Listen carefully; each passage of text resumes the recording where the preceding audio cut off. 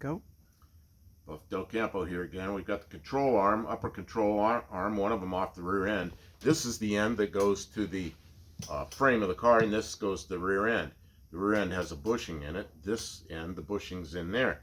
And we thought the bushing was bad. But what we have is a bolt and this shim that was in here that was not installed right to begin with. And that's what all the banging around is this.